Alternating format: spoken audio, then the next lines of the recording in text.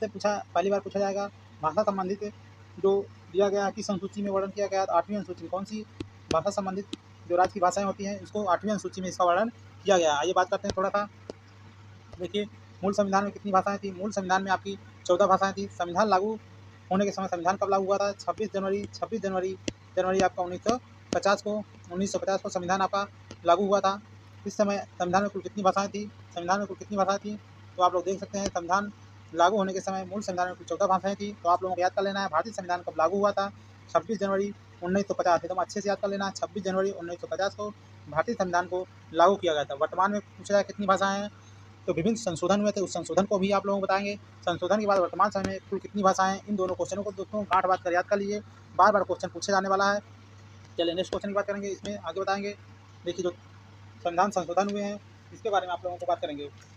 21वां संविधान संशोधन पूछा जाता है, कब हुआ था? 1967 में हुआ था। 1967 में 21वां संविधान संशोधन होता है। उसमें देखिए, एक भाषा जोड़ी जाती है सिंधी। कौन सी? सिंधी भाषा को जोड़ा जाता है। सिंधी भाषा को जोड़ा जाता है। कौन सी भाषा को? सिंधी भाषा के रूप में इसको जोड़ा जाता है। तो यह संविधान में जोड़ी जाने वाली 15वीं आधिकारिक भाषा थी। मूल संविधान में 14 थी, अब सिंधी को जोड़ गया तो यह 15वीं भाषा हो गई। सीधे सीधे पूछता है कि 71वां संविधान संशोधन कब किया गया था? 1967 में किया गया था। कौन सी भाषा जोड़ी गई? सिंधी भाषा को जोड़ा गया। इसके बाद आप लोगों को याद करना है 71वां संविधान संशोधन 1992 पूछा गया। 71वां संविधान संशोधन कब किया गया? तो 1992 किया गया। कितनी भाषा जोड़ी गई? इसमें 3 भाषाएं जोड़ी गई थी। कौन कौन सी? नेपाली को याद कर लेना है। कौन सी? नेपाली याद करना है आप लोगों को। नेपाली, मणिपुरी और कोंकणी, ऐसे याद करना है, नेपाली, मणिपुरी, कोंकणी। इस हिसाब से 15 3 18 भाषाएं हो गए। चलिए नेक्स्ट बात करते हैं। 92वां संविधान संशोधन 2003। 92वां संविधान संशोधन 2003 होता है। पूछता है 92वां संविधान संशोधन कब किया गया? 2003 में किया गया। कितनी भाषाएं जोड़ी गई? तो 4 भाषाएं जोड़ी गई। इन चारों भाषाओं को आप लोगों को याद करना है, बोडो, संथाली, डोगरी, मैथिली।